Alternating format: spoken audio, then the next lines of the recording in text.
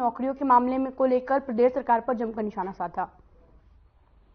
चुनाव से पहले सियासी माहौल गर्माता जा रहा है। हरियाणा आम आदमी पार्टी ने रोजगार को लेकर भारतीय जनता पार्टी की प्रदेश सरकार पर जो है हम निशाना साधा है। इसी पर बातचीत करने के लिए हमारे साथ हरियाणा आम आदमी पार्टी के सीनियर वाइस प्रेसिडेंट अनुराग ढांडा है, उनसे बात करते हैं।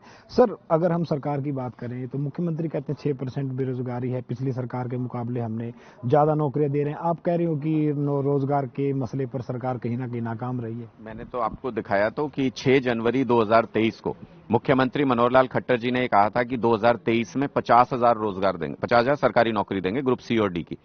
मैं तो ये कह रहा हूं कि 50,000 तो ज्यादा हो जाएंगी, हो सकता है गिनती ना आए, हमको उतना ना गिन पाए। मैं तो ये कह रहा हूं खट्टर साहब सिर्फ 1,000 सरकारी नौकरी जो इन्होंने साल 2023 में दी है उसकी लिस्ट जारी कर दे, सार्वजनिक तौर पर कर दे, सारा हरियाणा देख ले। अगर मैं गलत हूं तो मैं माफी मांगने के लिए तैयार हूं। और अगर खट्टर साहब 1,000 नौकरी भी नहीं दे पाए तो उनको सार्वजनिक तौर पे हरियाणा के युवाओं को बरगलाने के लिए, झूठ बोलने के लिए, नौकरी का झूठा वादा करने के लिए उनको सार्वजनिक तौर पे माफी मांगनी चाहिए। ये खट्टर सरकार हरियाणा के युवाओं को रोजगार से दूर करती जा रही है। 25 लाख युवा आज के दिन में बेरोजगार है, नशे की गर्त में जा रहे हैं, क्राइम में जा रहे हैं लगातार युवा, मजबूर हैं, घर नहीं चल रहा उन लोगों का। इसलिए मैं बार बार ये कहता हूं कि नौकरी सबसे बड़ा मुद्दा है। हरियाणा का युवा बहुत स्पष्ट तौर पर अब ये कह रहा है कि चाहे खट्टर हो या मोदी, इस बार वोटिंग रोजगार पे होगी। सर, अगर एक और बात करें तो मुख्यमंत्री कहते हैं कि हरियाणा के अंदर एक भर्ती रोको गैंग जो है सक्रिय है, वो चाहकर भी हर भर्ती को कहीं ना कहीं रोकने का काम करता है, लेकिन सरकार उनसे जो है पार पाने में भी लगी हुई है। और जो अगले चुनाव से पहले जो है सरकार अब तक की प्रदेश में जितने भी रोजगार किसी भी सरकार के कार्यकाल में मिले उससे ज्यादा रोजगार दिया जाएगा। दो आपने सवाल पूछे, मैं दोनों का अलग अलग जवाब दे देता हूं। इन्होंने कहा कि भर्ती रोको गैंग सक्रिय है, तो ये इसका मतलब आपकी सरकार का फेलियर है अगर आप उसको टैकल नहीं कर पा रहे हैं। पंजाब में हमने 42,000 भर्तियां की हैं, एक भी मामला कोर्ट के अंदर हो तो बताओ, एक भी भर्ती अटकी हो, कोई पेपर कैंसिल हुआ हो, कोई पेपर लीक हुआ हो तो बताओ। इसका मतलब ये आपकी सरकार का निकम्मापन है कि कोई उसके अंदर कमियां निकाल के उस भर्ती को रोक देता है। और वो भर्ती तभी कोर्ट में जाती है, तभी सस्टेन करती है जब उसके अंदर कुछ कमी होती है। मैं आपको एक उदाहरण देकर समझाता हूं। अब ये कितनी बेवकूफाना हरकत करने जा रही है हरियाणा की सरकार, खट्टर सरकार। ये कह रहे हैं कि ग्रुप सी से पहले ग्रुप डी की भर्ती कर देते हैं। ग्रुप सी की भर्ती कोर्ट में अटकी हुई है, अप्रैल में उसकी डेट है। बच्चे चिल्ला रहे हैं, सरकार से अपील कर रहे हैं कि अर्ली हियरिंग ले लीजिए, अपना जो भी जवाब है सबमिट करके कोर्ट से अर्ली हियरिंग ले लीजिए। नहीं, वो नहीं लेंगे, कह रहे हैं ग्रुप डी की भर्ती करेंगे। मान लीजिए 13,000 भर्ती आपने ग्रुप डी में कर दी। सीईटी का तो कॉमन एलिजिबिलिटी टेस्ट है, लोग तो सारे सेम है, तो आपने 13,000 भर्तियां आज कर दी। उसके बाद आप ग्रुप सी की लिस्ट जैसे ही निकालोगे, उन 13,000 में से 10-12,000 तो बच्चे छोड़ के ग्रुप सी में अपग्रेड हो जाएंगे। आपकी ये भर्ती पूरी की पूरी फेल हो जाएगी, ये भर्ती पूरी खाली चली जाएगी आपकी। तो ऐसी बेतुकी बात ग्रुप सी से पहले ग्रुप डी की भर्ती करने की बात सिर्फ वही व्यक्ति सोच सकता है, वही मुख्यमंत्री सोच सकता है जिसको नौकरी का न भी मालूम नहीं है। अगर लोकसभा चुनाव की बात करें तो आपका लोगों का, विपक्षी दलों का एक इंडिया गठबंधन बना हुआ है, लेकिन पंजाब से कहीं ना कहीं बागी खबर सामने आ रही है। मुख्यमंत्री भगवंत मान का कहा कि हम 13 की 13 सीटें जीतेंगे। हरियाणा में भूपेंद्र सिंह हुड्डा कहते हैं कि हम पूरे सीटों पर जो है जीतने और लड़ने में सक्षम है। तो आपको लगता है कि अगर यही विचारधारा अगर आप लोगों की रही तो शायद बीजेपी से आप पार नहीं पार पाओगे? क्योंकि 2014 और 2019 के अंदर जिस तरीके से बीजेपी का अप आई थी, तो क्या नहीं लगता कि अगर इसी तरह की बयानबाजी रही तो जनता के बीच में भी जो कहीं ना कहीं विपक्षी दल अपने आप ही जो है वो अपना जो बहुमत है वो खो देंगे?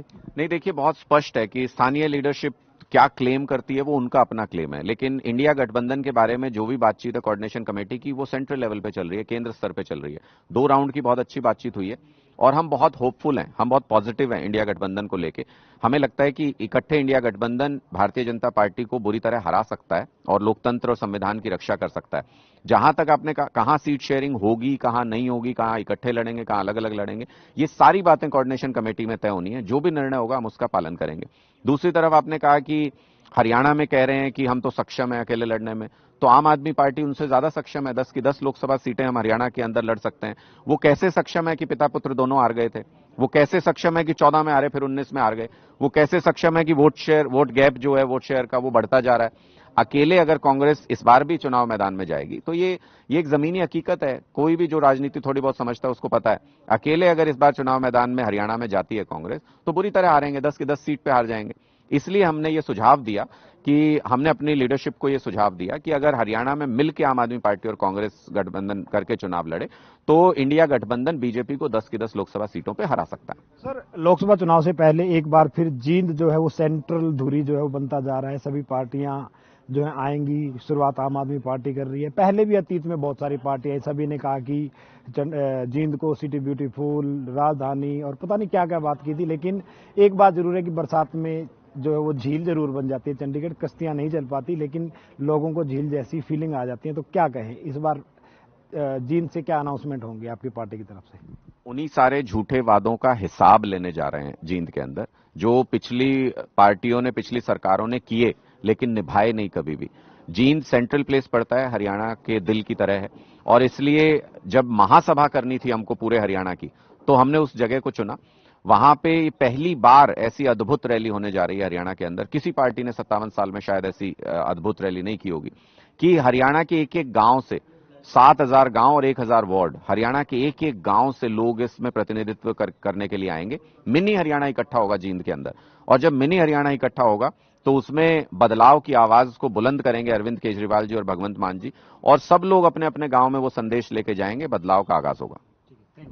तो ये थे हमारे साथ हरियाणा आम आदमी पार्टी के सीनियर वाइस प्रेसिडेंट अनुराग ढांडा, जिनका कहना था कि जो हरियाणा के अंदर बेरोजगारी का एक बड़ा मसला है और कहीं ना कहीं सरकार जो दावे करती है उन पर वो खरी नहीं उतरती है। साथ ही जींद रैली को भी उन्होंने ऐतिहासिक होने वाली बताया है। चंडीगढ़ से हर खबर के लिए ओपी